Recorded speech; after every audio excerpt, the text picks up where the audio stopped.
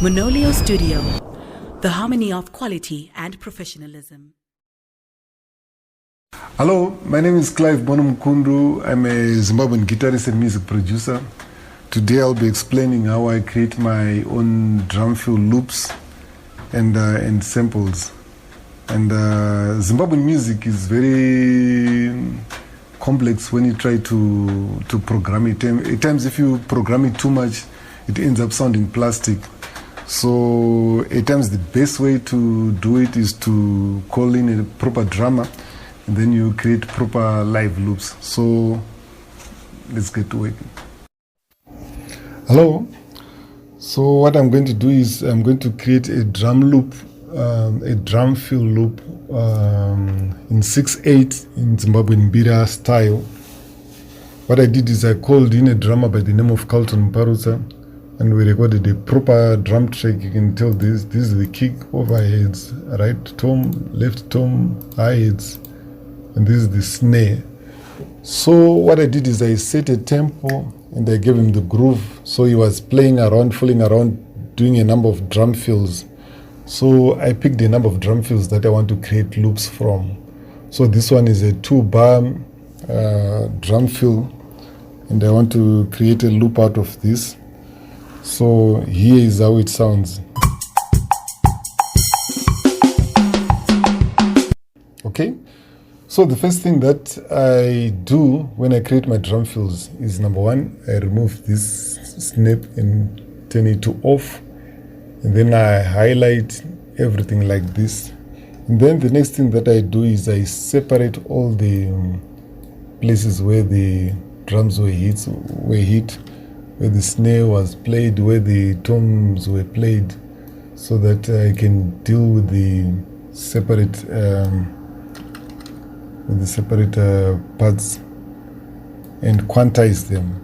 So what I do is I separate them like this, like that, and then that will be after you mix the drums, of course, and these ones are not that properly mixed, so don't worry about the sound. So if you look at Cubase, it has got a number of grid lines which show you where where the drummer was supposed to hit to keep in time. So here there's a bar number 33, and there's another place here, and there's another place there where I'm pointing my mouse. So the snare was supposed to hit here. So if you spread the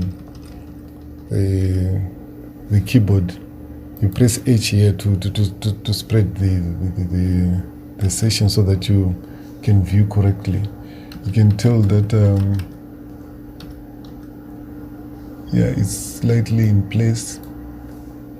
So you just move it slightly, and then go and check this one to see if everything was in place. There's snare number 2. Let's see if the drummer was on time. Yes, he was. Good drummer. So then we move to all the places where he played. This is where he played the toms. Let's check this one.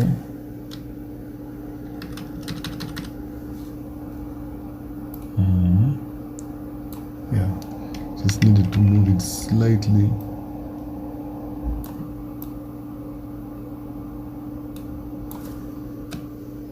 Yeah, I think everything that he played was slightly or almost accurate. Okay, so I won't waste much time trying to move things around. So after checking on those things, the next thing that I do is I clean up the places before he played, because I'm going to use this loop in a different song, so it has to be very clean. So I'm going to clean up by muting all the places before. And I'm also going to mute the kick, because I'm going to use a programmed kick. I want to program my own kick. So this is how it's sounding after the quantization, after the cleaning up and everything.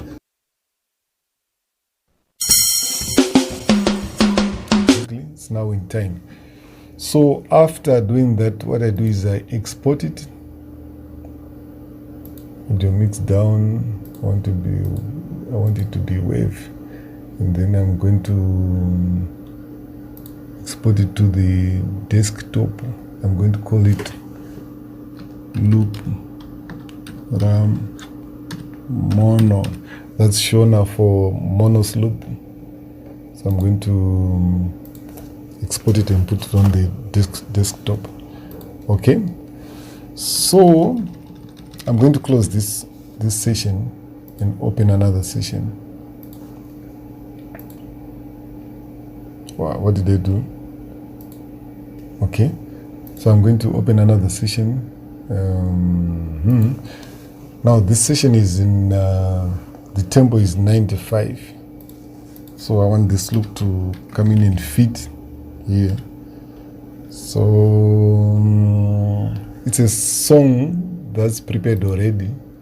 Let me import that loop. Where is it? Let's go to desktop and let's look for loop mono. There it is, loop mono. So as you can see, this loop is supposed to be a 2-bar loop, and our bar is starting on bar number 3 and ending on bar number 5. But as you can see, it's overlapping. So what you need to do is you put your mouse on the object selection, left click it, and then there's this last part written sizing applies to time stretch.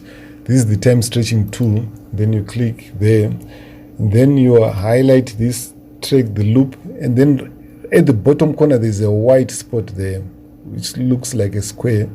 Then you drag it so that it fits in the 2 bars. So what I'm going to do is I mark the places where I want the to put the drum loop. So I'm going to use the same drum loop on all the 3 spots. Right, that's some cheating there, but you're going to forgive me for today. So let me play it with the drum loop.